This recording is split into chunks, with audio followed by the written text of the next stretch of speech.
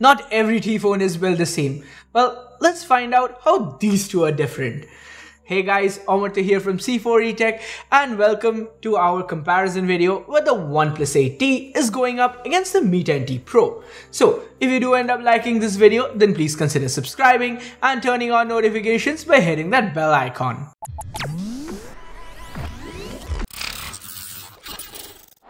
So right off the bat, we can see that these two phones have taken some very different design cues. Sporting a glass sandwich design has become the hallmark of premium phones. So it's no surprise that we have Gorilla Glass 5 protecting the front and back of both these devices. The finish though, well, here's where things get interesting. The Mi10T Pro has a reflective glass back. Looks quite gorgeous. On the flip side, we get the lunar grey variant of the OnePlus 8T. But if you prefer something a bit more striking, well, then we have the aquamarine green in there as well.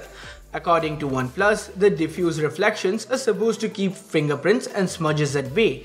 But honestly, if you ask me, one of the best ways to keep your phone clean and add some grip onto that slippery back is by adding a case or, well, in my case, a debrand skin onto it. Coming back to the build, the Mi10T Pro is the heavier of the two. It's a bit chunkier as well, thanks mostly to the bigger battery inside. Another point in favor of the 8T is the alert slider to the side. And even though we don't have an official IP rating on our version of the device, OnePlus said it should survive some dunks and splashes just fine. So while I personally find myself drawn towards the OnePlus 8T, you guys can choose whichever one catches your eye. Speaking of eyes, let's talk about the thing that our eyes are constantly glued to. Our smartphone displays. Now, it's natural that the bigger form factor of the Mi10T Pro would fit in a larger 6.67-inch screen.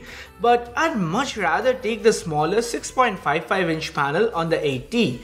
Not only does it make the phone easier to handle, but we have AMOLED on the 8T going up against IPS LCD on the Mi10T Pro. And well, we both know how that turns out. Both these phones are Full HD+, have HDR10+ certification and are protected by Corning's Gorilla Glass 5. But the inkier blacks and punchier colors on the OnePlus 8T takes the cake for me. Both are also high refresh rate panels. The Mi10T can go up to 144Hz, while the 8T is restricted to only 120. But honestly, I don't think anyone but the most ardent mobile gamers would be able to distinguish between the two. I for sure can't, and honestly, it's the same when it comes to performance.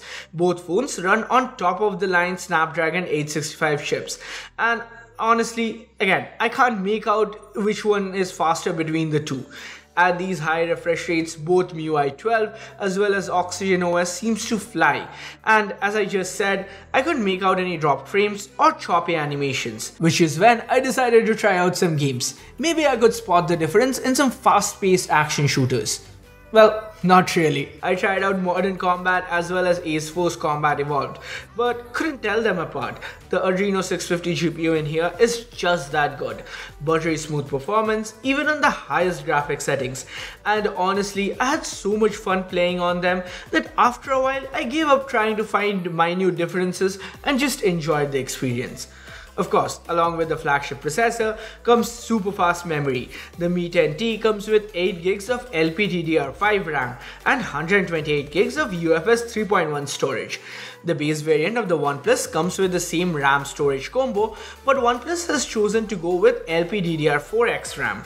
Since we don't have a microSD card slot on either device, the option of upgrading to 12GB of RAM and more importantly 256GB of dual lane UFS 3.1 storage can be a deciding factor for choosing the OnePlus 8T here. So yes, I'm going 8T, but honestly, no matter which one of these you pick up, performance isn't gonna be an issue. So what about battery life? Well, here we have a clear difference between the two. The Mi10T Pro has an 11% bigger battery, 5000 mAh compared to 4500 on the OnePlus 8T. Now, to be fair, it also does have the bigger screen and a higher refresh rate. But then Xiaomi has implemented a 7-step adaptive sync display. Basically, what this means is that the Mi10T Pro intelligently lowers its frame rates for movies and then increases it when we are gaming or generally scrolling around the UI. Add to that MIUI 12, which is quite thrifty when it comes to power management, and we can quickly see why the Mi10T Pro offers up to 15% better battery life. When it comes to charging up these batteries, the 80 comes with a massive 65-watt charger that can do 0 to 100 in under 40 minutes. In comparison, the 33-watt charger on the Mi10T Pro takes under an hour to go from 0 to 100. While I'm happy with the progress that we are making when it comes to faster charging and bigger wattage chargers, what I'd have really loved to see on either device is some form of wireless charging. Traditionally, when it comes to MIUI versus Oxygen OS, it's always been pretty clear cut. But well, not anymore. MIUI 12 has brought in a lot of interesting new features. We now have a control center, much like iOS, an app drawer, like stock Android, and then Xiaomi has built in some very special software features into the Mi10T Pro. We have the adaptive refresh rate that we spoke of before. There's a neat little clean speaker function. We have floating windows for apps. Overall, MIUI 12 feels as polished as it is snappy, and then there's no ads either. Onto the OnePlus side of things, we have Android 11 on board. So that's one edge that Oxygen OS 11 has, since MIUI 12 is still stuck on Android 10. The new UI redesign also focuses on making one-handed usage easier. We have Zen 2.0 and a lot of other updates as well. Oh, and thanks to the AMOLED panel, we have the always-on display in here, and OnePlus provides us with a ton of customization for it. So once more, I'll be leaving this one up to you guys, but personally, I'll still stick with Oxygen OS. It's got the faster animations, the stockish look, and oh, it's also got the promise of faster Android as well as security updates. Speaking of security, both these phones come with Fingerprint and Face Unlock. Now, while Face Unlock is pretty damn fast on both sides, the side-mounted capacitive scanner on the Mi10T Pro manages to barely beat out the in-display scanner on the OnePlus 8T. It's amazing to see how fast in-display tech has evolved. Now, one thing that has stayed constant from the first OnePlus device has been their alert slider, and the 8T has it as well. To be fair, OnePlus has launched two new phones without the alert slider. If you guys are curious to know what they are, well, here's a card to that video. Coming back, both phones have dual speakers, but I think the one on the 8T is slightly fuller. It produces a richer sound. Unfortunately, both phones lack a headphone jack. The Mi10T Pro though has an IR blaster, which is becoming pretty rare in high-end phones these days. The OnePlus 8T though hits right back with day-to-day water resistance. As for the Mi10T Pro, it comes with a secondary auto brightness sensor inside the camera module. Xiaomi claims it helps them adjust the screen brightness better. Useful or not though? You guys decide. Since we are already at the back, let's take a quick look at the cameras. We have what seems to be a penta camera module on the Mi10T Pro, but one is a flash, the other is that auto brightness sensor that we were talking about, leaving us with three actual cameras. OnePlus is no less guilty though. This camera bump holds 4 cameras. The other 2 are a flash module, and the second one, I honestly have no idea what that is. It's not a secondary flash, guys. We tested that much out. But anyway, numbers aside, let's take a look at some samples. Both phones take excellent looking pictures, and thanks to the wide f1.7 aperture, we get some delicious natural bokeh. Side by side, the Mi10T Pro enjoys a huge numbers advantage, 108 megapixel versus 48. Personally though, I prefer the colors and dynamic range on the OnePlus 8T. But when it comes to detail, the larger Samsung HMX sensor handily beats the Sony IMX586 sensor on the OnePlus 8T. Under low light, the OnePlus 8T turns the tables on the Mi10T Pro, managing to come out with brighter pictures. And the colors, just look how vibrant the images are. In comparison, shots on the Mi10T Pro look pale. Both phones do have optical image stabilization, which is why we see the exposures being as long as a quarter of a second. But despite the lower ISO on the Mi10T Pro, the details actually look better on the OnePlus. Just check out the design on this gate. Moving on to the wide-angle shots, we have a 13 megapixel sensor on the Mi10T Pro going up against a higher 16 megapixel camera on the OnePlus.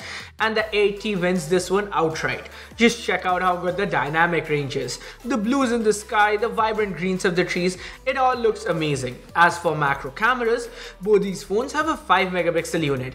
And imagine my surprise. Both these phones actually took really good looking photos. Like, see the detail on this flower and the leaf? Looks great, right?